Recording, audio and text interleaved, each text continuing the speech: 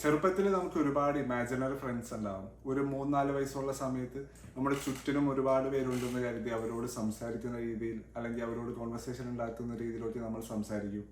ചിലപ്പോൾ ഒരു ഡോളിനൊക്കെ എടുത്ത് വെച്ചിട്ട് ആ ജീവനുള്ള ഡോളി എന്നുള്ള രീതിയിൽ സംസാരിക്കുന്ന രീതിയിലൊക്കെ നമ്മൾ ചെയ്യും.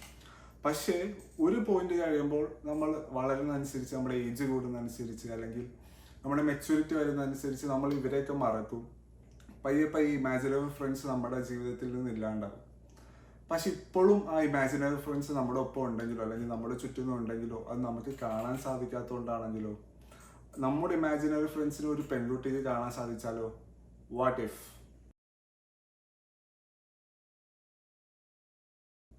Welcome to Automotive സിനിഫൈ.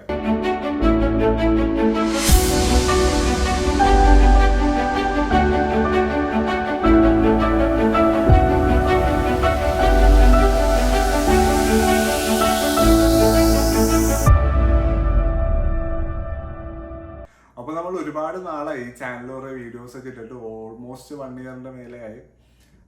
ഇനി മുതൽ സ്ഥിരമായിട്ട് കണ്ടന്റ്സ് ചെയ്യണമെന്നാണ് ആഗ്രഹം. ഈ ചാനൽ കൊണ്ട് നമ്മൾ ഉദ്ദേശിക്കുന്നത് മൂവി റിവ്യൂസ്, സജഷൻ, എക്സ്പ്ലനേഷൻ, പിന്നെ കാർ റിലേറ്റ് ചെയ്തിട്ടുള്ള വീഡിയോസ്, കാർ റിവ്യൂസും കാർ ന്യൂസ്, സിനിമ ന്യൂസ്, അങ്ങനത്തെ ഇതൊക്കെയാണ് ചാനൽ കൊണ്ട് നമ്മൾ ഇപ്പോൾ ഉദ്ദേശിക്കുന്നത്. ഇനി മുതൽ ഡെയിലി കണ്ടന്റ്സ് ഉണ്ടാവും. അപ്പോൾ എൻ്റെ കണ്ടന്റ്സ് ഇഷ്ടപ്പെടുകയാണെങ്കിൽ ലൈക്ക് ചെയ്യൂ, ഷെയർ ചെയ്യൂ, സബ്സ്ക്രൈബ് ചെയ്യൂ. ഇന്ന് നമ്മൾ വന്നിരിക്കുന്നത് ഇഫ് എന്നുള്ള മൂവിയുടെ റിവ്യൂ ആയിട്ടാണ്. ജോൺ ത്രിസൻസി തന്നെ സംവിധാനം ചെയ്ത് നമ്മുടെ ഓഫീസിലെ ജിം ക്യാരക്ടർ അവതരിപ്പിക്കുന്ന ജോൺ ത്രിസൻസി സംവിധാനം ചെയ്ത് അഭിനയിച്ച് സ്ക്രിപ്റ്റ് എഴുതിയ മൂവിയാണിത്. ഇതിൽ പ്രധാന വേഷത്തിൽ എത്തിയിരിക്കുന്നത് കേലി ഫ്ലെമിങ്ങും റയാൻ റെനോൾഡ്സും ആണ്.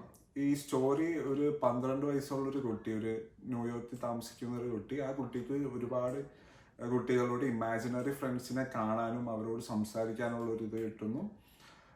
ഒപ്പം ഒരു മിസ്റ്റീരിയസ് മാൻ ആയിട്ട് റയാൻ റെനോൾഡ്സിനെ പരിചയപ്പെടുന്നു.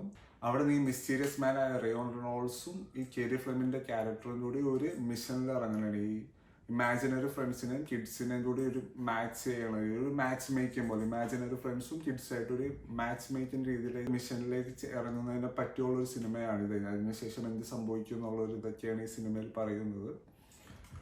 ഒറ്റ വാക്കിൽ സിനിമ എങ്ങനെ ഉണ്ടായെന്ന് വെച്ചാൽ ഒരു എബോവ് ആവറേജ് ഒരു 1 ടൈം വാച്ചബിൾ മൂവിയാണ്. കാര്യം ഇപ്പൊ കുട്ടികൾക്ക് വേണ്ടിയുള്ള സിനിമയാണ്. ഈ കാലഘട്ടത്തിൽ കുട്ടികൾക്ക് വേണ്ടിയുള്ള സിനിമ വളരെ കുറവാണ് ഇറങ്ങുന്നത്.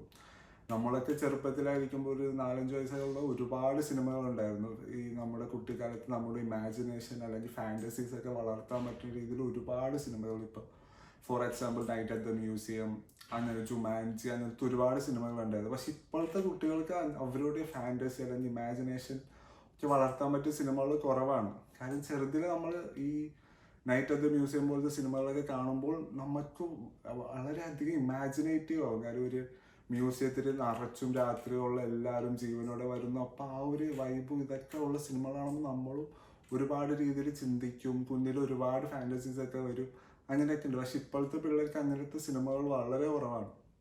അപ്പം ആ ഒരു രീതി നോക്കുമ്പോൾ ഒരു 1 ടൈം ഫാമിലി ആയിട്ട് പോയി പിള്ളേരായിട്ട് കണ്ട് ബോറടിക്കാണ്ട് കണ്ടാതിരിക്കാൻ പറ്റിയ ഒരു ഭയങ്കര എക്സ്ട്രാ ഓർഡിനറി സിനിമ ഒന്നും അല്ലെങ്കിൽ ബോറടിക്കാണ്ട് കണ്ടാതിരിക്കാൻ പറ്റിയ ഒരു 1 ടൈം വാച്ചബിൾ മൂവിയാണ്. ഇതൊരു OTT റിലീസ് ചെയ്ത് കഴിയുമ്പോൾ ഒരു ദിവസം ഒരു ഈവനിങ് ഒക്കെ ഫാമിലി ആയിട്ട് കുട്ടികളായിട്ട് ഇരുന്ന് റിലാക്സ് ചെയ്ത് ചില്ല് ചെയ്ത് വലിയ ബോറടി ഒന്നും കാണാതെ ഒരു പ്രാവശ്യം 1 ടൈം വാച്ചബിൾ ആയിട്ടുള്ളൊരു മൂവിയാണിത്.